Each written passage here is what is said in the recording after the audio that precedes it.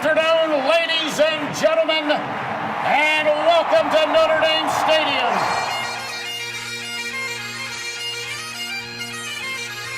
Zibikowski trying to get to the outside. He has blockers in front. Tom Zibikowski, along the beat, shakes him off to the 5 and touchdown. And now it is down. It is over. And the Irish have knocked off #1 Clemson. Brady Quinn looking, pump fakes, he rolls to the near side, throws it, it's caught by Samaja, inside the 20, inside the 10, he's going in, Notre Dame has scored! Jones is the back, he's got it again, and Jones a lot of room, Tony Jones makes a cut, gets a block, and scores! Is that the play that will seal the playoff bid for Fighting Irish? Hello and welcome to Sons of Saturday Irish. I'm Tyler Wojak. Luke Smith is here with me, as always, and today we have our very last game preview of the 2022 season. That's sad to say, because even though the season has been a little bit disappointing overall, it still sucks knowing we won't get to watch Notre Dame football for, 8 months. Wow, that's a long time. I always forget how short the college football season is compared to the offseason. But to close it out, the Irish are set to take on the South Carolina Gamecocks on Friday in the Gator Bowl at 3:30 p.m. Eastern on ESPN. It should be a beautiful day in Jacksonville, Florida. I think the forecast right now is 75 and sunny for the game. And the only reason I really bring that up is because, Luke, as you know, I was just in Florida for Christmas. I was there from the 23rd to the 27th. Do you know what the temperature was in Sarasota? I'm going to guess somewhere between 37 and 45 degrees. That was spot on. That's exactly what it was. And we golfed. My dad and I did with some family friends the day after Christmas. It was the coldest round of golf I've ever played in Florida. Yeah, it made no sense. How was your Christmas while we're on that? So the feels like was minus 36 outside. No way. Yeah. Weirdly now it's like 45 degrees and it's going to be in the 50s the next couple of days here in Chicago. So I don't know what's going on, but Christmas itself, I there was not a whole lot of leaving the house.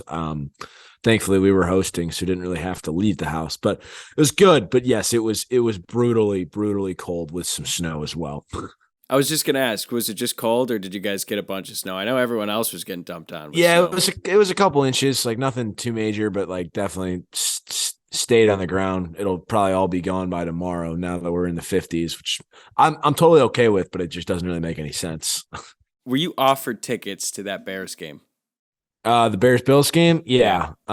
Like months and months ago, and as it got closer, I just had no desire, and then as it got really closer, I had already bailed on that. I think they were going for like $9.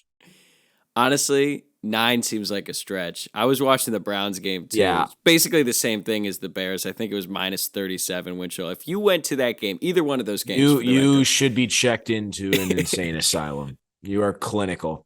Yeah, you need to take a long, hard look at yourself in the mirror and reevaluate your values. Who are the Browns priorities. Playing again? The Saints. Okay, yeah. So then both of those teams suck. So like, I don't actually understand that.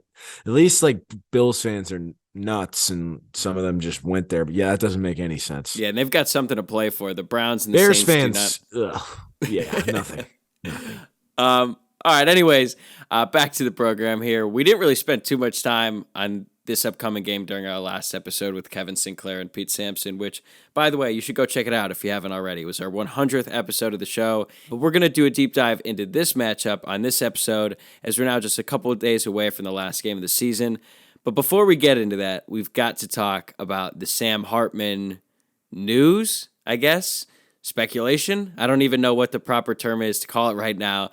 But it is all anybody has been talking about around the Notre Dame football program for the past couple of days, ever since Pete Thamel reported that the former Wake Forest quarterback was going to enter the transfer portal and that Notre Dame is considered the strong favorite, wink, wink, to land the coveted quarterback. We'll get to all that here in a second, but first, please like the video below and subscribe to our channel if you're watching on YouTube. And if you're tuning into the podcast, please rate, review, and subscribe there as well if you haven't already. So here's a quick word from Roback, and when we come back, we're going to tell you why Sam Hartman could be the guy to lead the Irish back to the college football playoff. Shop game-changing activewear with Roback. For those who crave activity, use the promo code SUNSND to get 20% off your next order in the entire store at Roback.com. Roback's been an awesome partner for us all season. They recently gifted us a sweatshirt, couple quarter zips, and the Shamrock polo, which was really sick, and I can't recommend it more. And I would really recommend to all of our listeners to check out their apparel, again, at roback.com. The promo code you can use to get 20% off your next order is SUNSND at roback, RHOBACK.com. Okay, so to catch everyone up here, Notre Dame has made it pretty public since the end of the regular season that they were in the market for a QB in the transfer portal. We heard guys like Devin Leary, Hudson Card, Michael Pratt, and now Sam Hartman were all sort of the rumor targets. The first three guys I just mentioned have either A, chosen their next destination, or in the case of Michael Pratt, decided to stay at Tulane. Sam Hartman wasn't even in the portal at the time of all this discussion. Then last Friday morning, Cam Lemons from 24/7 Sports reported that Hartman would not declare for the NFL draft and instead go into the transfer portal, and he said Notre Dame was the likely landing spot amongst many suitors. That same night, Sam Hartman would go on to set the ACC record for career touchdown passes while leading Wake Forest to a win over Missouri in the Gasparilla Bowl.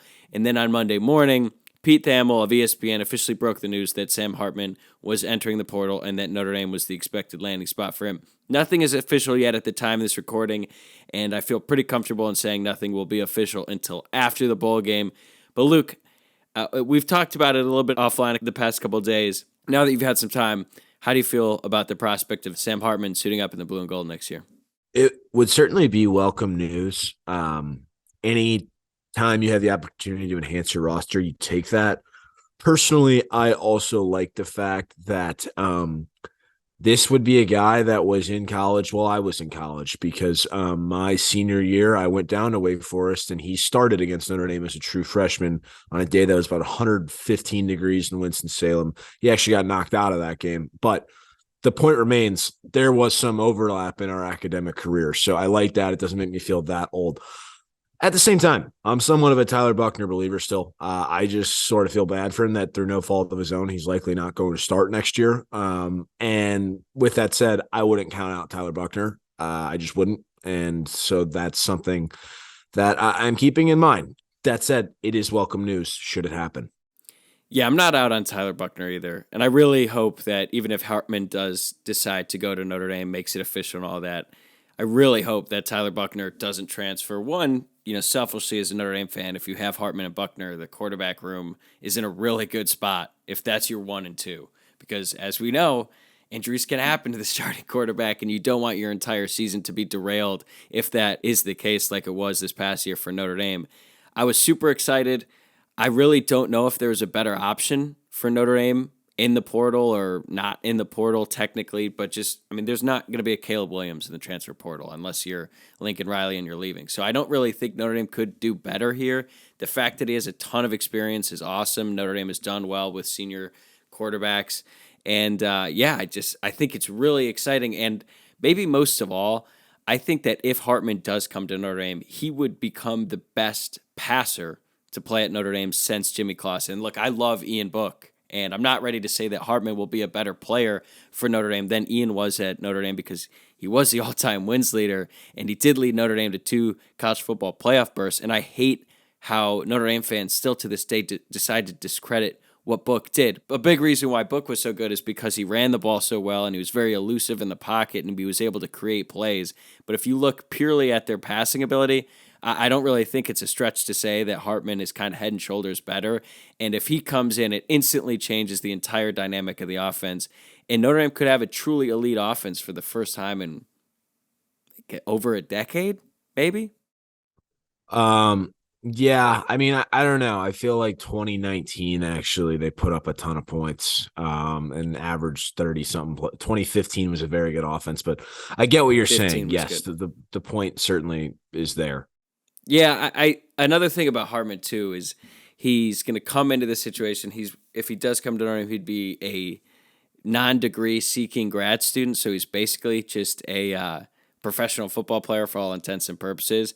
And I do think it's kind of funny though how it seems like it's all but official, yet the entire Notre Dame fan base is kind of scared shitless, and I think that's mostly because of the Peyton Bowen thing. Like, how worried are you that this doesn't get across the finish line?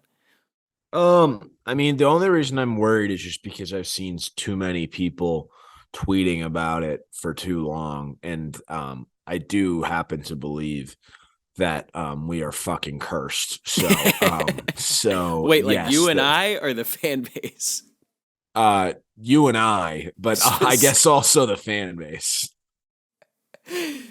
I think it might be more you and I. It is kind of like when the news broke. We obviously were texting about it in a group thread with some other big Notre Dame fans, and I think one of our buddies instantly said, "We're gonna be busted with tampering." It's That like, was me. Oh, I that said was that, you. actually. Okay, well, Yes. I think he definitely supported that. And I was like, guys, Yes. it's our first bit of good news in a month. Like, we've got to enjoy the wins when we can get them.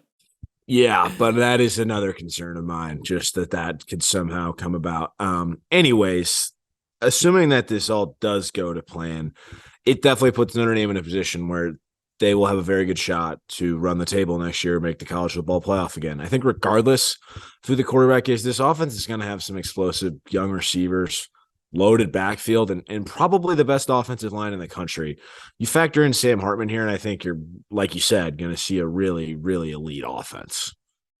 And it's really exciting to think about what Hartman could do with an offensive line and running game as solid as Notre Dame will likely have next season with the loaded backfield that you just mentioned. But there is an opportunity for Hartman to prove himself, and also another opportunity for Tommy Rees and the Notre Dame offensive coaching staff to really prove themselves too, because like I was saying, Notre Dame hasn't had an elite offense. And you and I are obviously big Tommy Rees believers, defenders, whatever you want to call it. We've been sort of by his side, and we think really highly of him. But when you look at it statistically and just when we watch the games of the past few seasons, Notre Dame hasn't consistently put out dominant offensive performances over the past few years, and I think that could all change when you add in a guy like Hartman. And you're right. When you look at the schedule, yes, it's tough. You got Ohio State again. You got Clemson again. USC is going to be probably better than they were this past year. And in order to beat those teams, you're going to need a really dynamic quarterback. And now, even though you and I both believe in Tyler Buchner and think that he has the goods to be a really good college football quarterback, we haven't seen it. That's just the fact of the matter, and unfortunately he has this injury history now. But with Hartman, we've seen it. I know it wasn't at Notre Dame, but he's the ACC career leader in passing touchdowns. That's an insane stat. He passed Taj Boyd. So I think that's what I'm most excited about, and this is really just such an intriguing partnership for both sides because it's not like one side is way better than the other. It's really a great opportunity for Notre Dame and Hartman to prove themselves among the elites in college football. It absolutely is. And right, I think that's probably why, should it happen, that is why Sam Hartman would take that opportunity, just because he hasn't been in that position to really compete for a college football playoff. They did make one ACC title game during his 5-year run at Wake, but come on, they were never real true playoff contenders. And there's probably more opportunity, not probably, there is more opportunity for him to make more as a college quarterback than there is as an NFL, undrafted or 6th-round pick in his first year. This gives him the opportunity to potentially, move his stock up as well. But I think it makes sense why he would want to come back for yet another 6th year. Although I would be very curious to know how many people in the world, after going to college for 5 years, have decided that they want to spend a 6th year in college in Northern Indiana. I that's got to be a small sample size. I got to imagine he's the first. He's going to be 24 years old to start. Well, Stetson Bennett's 25, right? He's my age, which is just pathetic. But yeah, he wouldn't be the oldest. Who's having more fun at their age, Stetson Bennett or you? Probably me, honestly. There's also that North Texas guy who's hitting the portal who's 29, and he's going to be 30 next season, which is ridiculous as well. But okay, there are, outside of the tampering thing, which we kind of joked about, but I'm also I'm always considering things like that just because Notre Dame does seem to get hit by these weird NCAA things all the time. But I think just a quick interjection. Is it tampering if the player reaches out? It doesn't matter. I'm not actually I don't have any evidence of this. I don't know that you can interact with them though. I just don't. Yeah, you're just assuming the worst. Yes. There are some actual concerns I have.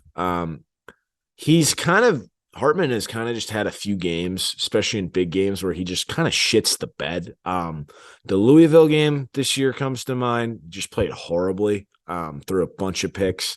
So does the ACC championship from the year before. I think he had 3 picks in that one. And the other thing is that he's coming from a really gimmicky offense. The slow mesh is just a super gimmicky offense. And I will say that pretty much everyone that's played in it has largely been successful. I mean, obviously Hartman experienced the most success. John Wolford leveraged his success at Wake into becoming an NFL draft pick. And hell, even Jamie Newman succeeded in that offense. And he was able to leverage his success at Wake into a transfer to Georgia. And remember, he was going to be like the number 1 overall pick going into that season. Then he never actually played at Georgia. He opted out of the COVID year. He's in the Canadian League now. But the point is, he was pretty successful in that slow mesh and actually started over Sam Hartman, what would have been Sam Hartman's sophomore year at Wake. So I'm just kind of curious to know what he's going to look like in a more traditional offense. Yeah, and that's the reason why he has to stay in college, basically. You know, he went through the process to be evaluated by the NFL scouts, and by all accounts, the reports he got back were not all that flattering. And he made it pretty clear throughout the season that he wanted to go to the NFL draft after the season. He did not want to return. And you know, things change, circumstances change, and then I think once he got the feedback from the NFL that he either would be a very late round pick or might not even be drafted at all, once he heard that, then I think he realized he had to reevaluate and look at his options, and that's where Notre Dame comes in, and a Tommy Rees offense is kind of perfect for him because Notre Dame does run mostly a pro-style offense. I do understand your concerns about the offense that he was running at Wake Forest, but still, when you watch him, I feel like he's just too talented. That it's not like he's just throwing to wide open guys every play. He's making plays. He's avoiding guys in the pocket. He can run a little bit, but I hear you on the interceptions. That's probably my biggest concern. He throws a ton, and I know he's played in a ton of games, but he's thrown for 41 interceptions in his career. That's a lot. He threw another one in the Gasparilla Bowl, and it's in stark contrast to what Tommy Rees and Marcus Freeman have said is such a high priority for the quarterback at Notre Dame, and that is to protect the football. I mean, how often have we heard Freeman or Rees say in a press conference, like, what are you looking for in the quarterback? Well, they have to protect the football. And they're not necessarily in like the Jim Tressel conservative territory where they don't want the quarterback to take any risk whatsoever. But 41 picks in the course of a career, that's a lot of interceptions, man, including 12 in this past season. It's a concern. I think it's a fair one to have. Yeah, I would wonder if Notre Dame, like, how many years it would take to look at Notre Dame quarterbacks to get to 41 picks total over the last decade, honestly. Because they have not had guys throw a ton of picks. I don't know the number off the top of my head, but I would be curious. Now, I guess if we wanted to play the counter argument to that, you could say, well, he was throwing it a million times a game. Plus, there's a lot of situations where Wake Forest was behind. He probably tried to force it. So, you look at the 12 picks from this past season, I'm sure if we broke it down, every single one, maybe not all of them were his fault, but it's still something. Another thing, and this is unfortunate, but it has to be addressed in some capacity. Hartman had a very serious medical problem that nearly derailed this past season. I mean, he missed a good chunk of fall camp prior to this past season at Wake Forest with the blood clot issue in his arm. The early reports on it were really scary. They didn't know if he was going to come back at all. He was going to be out indefinitely. Fortunately for him in Wake Forest, I think he only missed his first game, and it didn't seem to be a factor for the rest of the season.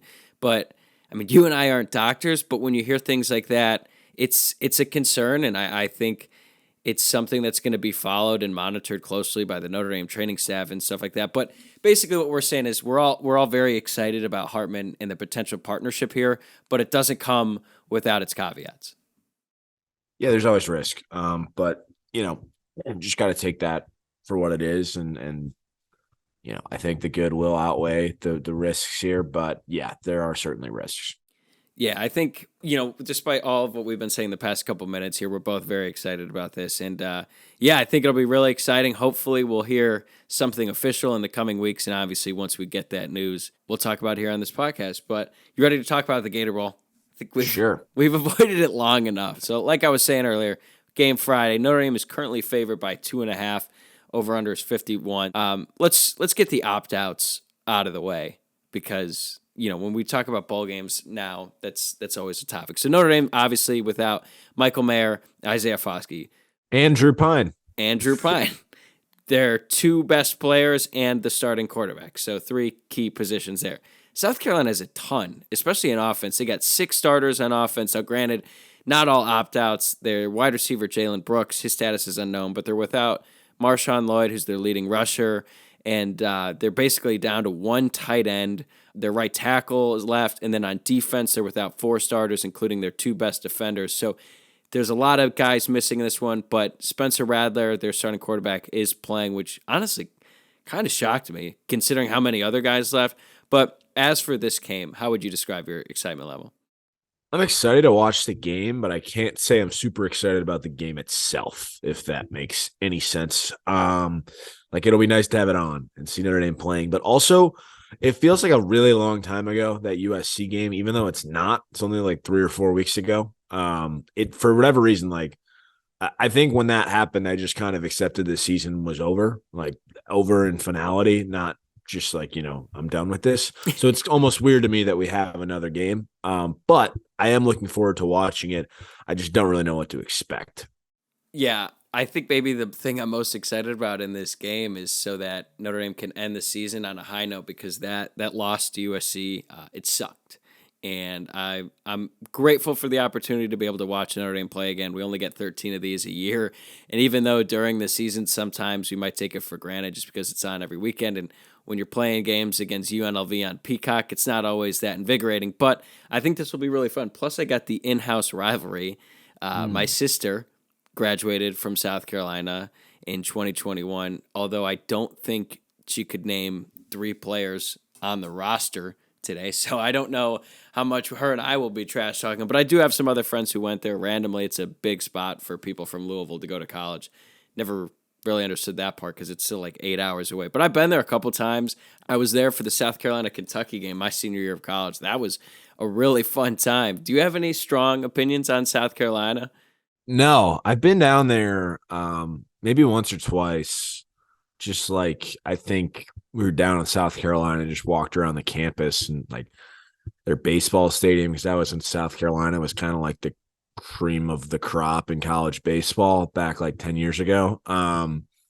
But no, I don't. I have like a family friend who went there. Actually, my cousin is a freshman there as well. I forgot about that. So his dad like does not really follow college football, but I actually have gotten a couple texts talking about this game now out of nowhere. So I was shocked by that. But I forgot. Yeah. So I guess I somewhat have some family ties there myself, but I personally, I don't really have any thoughts on South Carolina. I went down there. It was a cool campus. That's kind of it. Have you been there since you were in college? No. Okay. I was like in high school then, I want to say. So I never went down in college. I was going to say, those kids love to party. It's unlike any other SEC school. I mean, they certainly like to get after it there, and it was a really fun time. When I was there, that was hotter than hell, and it's also so humid. It was like a September game. Dude, I think actually, now that I think about it, I'm pretty sure an old woman died at the game. Yeah, that'll happen. That, I guess so, at South Carolina games. I think it was so hot that a woman died of heat stroke. I'm going to have to look that up after this, but I'm pretty sure that happened there that weekend. Anyway, the opportunity to get a win over an SEC team is always exciting, even if South Carolina isn't the cream of the crop of the SEC, to say the least. So I'm really looking forward to that aspect of the game. But as for the matchup on the field, the Tyler Buckner storyline is obviously going to dominate the storyline in this one and the coverage. And so what are your expectations for TB12 in his first game back? I don't think he's going to come out and light the world on fire, but I do expect him to play well. I also expect Notre Dame to pound the ball against the South Carolina run defense that's been really suspect. That's probably a nice way of saying that. I'm curious to see what Buckner's own running package looks like. I think some of us have doubts on how healthy he may actually be. So I'm curious to see if Notre Dame tries to protect him or leans into his legs at all. Like I said, I do think he'll play well, but I wouldn't expect this to be, CJ Stroud in the Rose Bowl last year. I think that's fair. What do you like if you had to put an over under on his attempts through the air? What do you think it's at? 25 maybe. Wow, you think he's throwing 25? I think they should, like, though I said I think they should run it. I think that they should have him throw a bunch just to see if he can do it in this game, right? So I don't know. I would be kind of surprised if he threw over 22. I would guess 20. It could be. I would guess 20 attempts just because they're going to try to run it. This South Carolina rush defense is really poor, to say the least. And that's with their starting DN, Zach Pickens, who's not playing in this one. They also are Gilbert Edmond, another guy on the defensive line who won't be playing here or playing this weekend. They are in the bottom 20 on pretty much every stat you look at in terms of rush defense, yards per carry, all that. And it's just been a real problem for them all season. So if you're Notre Dame, on one hand, you don't really have to air it out, but you also kind of want to see what Buckner can give you, like you were just saying. I don't think they're going to run him much at all. I think they learned their lesson after that Marshall game but it's kind of crazy to think about at the beginning of the season. He was their entire rushing attack for the first 2 games. So if I had to guess here, I would say that 200 yards through the air, he picks up a couple first downs on the ground, maybe gets a touchdown in the red zone on the ground and no interceptions. I think that'd be a pretty quality start given the circumstances. Yeah, I would definitely take that. Do you think we'll see Angeli at all in this one? A couple weeks ago, I think I would have said yes, but I'm not so sure I feel that way now. It could just be Buckner's game. I can't say I have strong feelings or thoughts on that either way. So I'm gonna say we'll see him, but I don't know if it's gonna be for an extended period of time. Yeah, I just have this feeling that there's going to be a package for him, maybe a couple passing plays just to get him some reps. But I don't know. I could totally see a case where they don't play him at all. But it's also the beginning, or it's, I guess, the beginning of the end of the Michael Mayer era. And there were several points during the season where he was the entire offense for Notre Dame. So how do you think the offense will look without him? Obviously, it'll be worse. However, without Drew Pine only staring at Mayer, we could see some receivers finally get some targets their way, because it's not like they weren't open all the time when Drew Pine was playing quarterback. So, yeah, it's going to be worse, but I'm interested to see if we can actually spread the ball around a little bit more to some of these receivers. I honestly think it's going to look pretty much the same on first and second down, because they're probably just going to run it every time, like I was just saying. But on third down, that's where it gets interesting, because Michael Mayer was third down pretty much every single time for Notre Dame. And Drew Pine, like you just mentioned, he'd stare him down from the moment he took the ball. And we've been very hard on the receivers, I would say, deservedly so. But through the second half of the season, guys like Deion Colsey, Jaden Thomas have made some significant strides. And I'd love to see Colsey continue his ascension that we've seen throughout the second half of the year, because he might be the new third down guy. Hell, every single catch he's made has been in some crucial spot, or made that great touchdown catch against USC. So on one hand, yes, it sucks. Obviously, you want to have Michael Mayer. He's the best player on the team. He's the MVP, leader, all that stuff. But this is an opportunity for other guys like Holden Stays, even Mitchell Evans, because I was kind of surprised by this. Mitchell Evans doesn't even have a target. Really? Huh. Yeah. So it'd be great to see all these other tight ends who've been playing behind him and blocking actually get a chance, because, hell, we have no idea how good they are. Michael Mayer stole reps from Brock Wright when Brock Wright was a senior and Mayer was a true freshman. Now Wright scoring touchdowns for the Lions. So he's sort of completely dominated that position for the past 3 seasons. Now we get a chance to see these other guys and see what they're made of. Yeah, that just randomly reminded me that Cole Kmet initially said he was going to come back for the 2020 season, and then didn't. But imagine if they had a team with Mayer, Wright, Kmet, and Tommy Tremble as your 4 tight ends. They would literally run the 4 tight end set every play. Yeah. That's just wild to think about, but wow.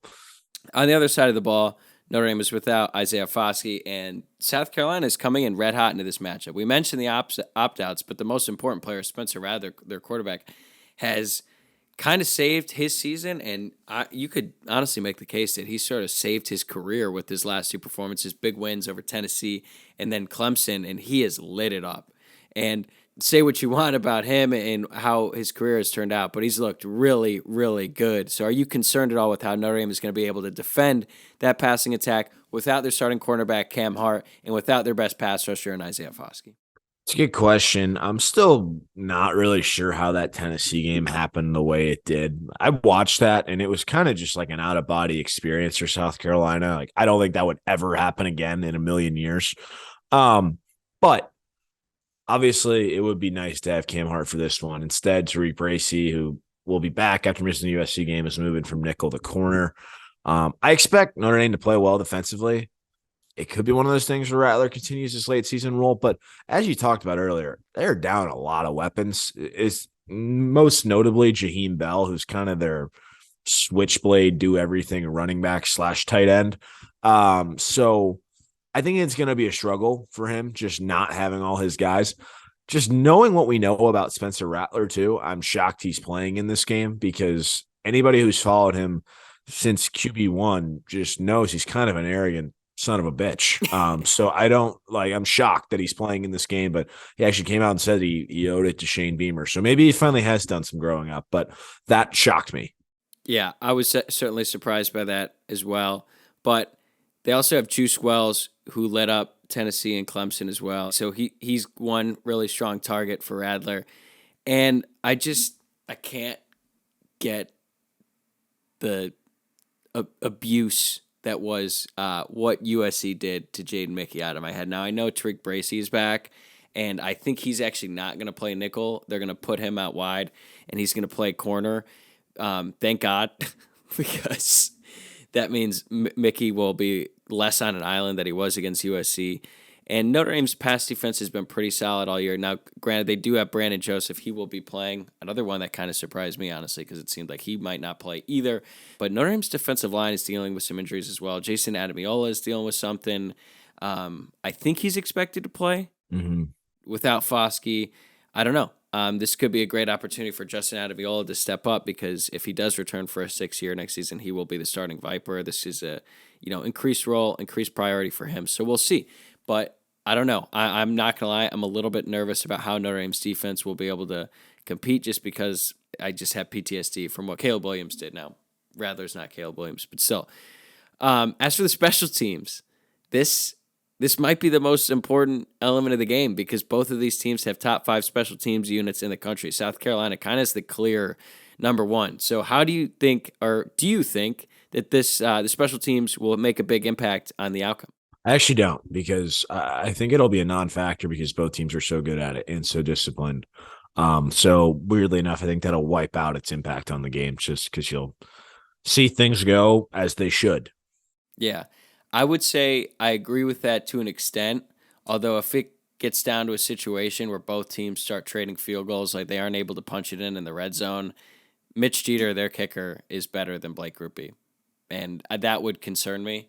But I think, I don't know, Notre Dame's special teams and their special teams, I have a feeling they're going to throw in some crazy new wrinkles, some stuff we haven't seen. But it's funny to think that we're going into a game where I'm honestly more excited to see special teams play than maybe any other unit on the field.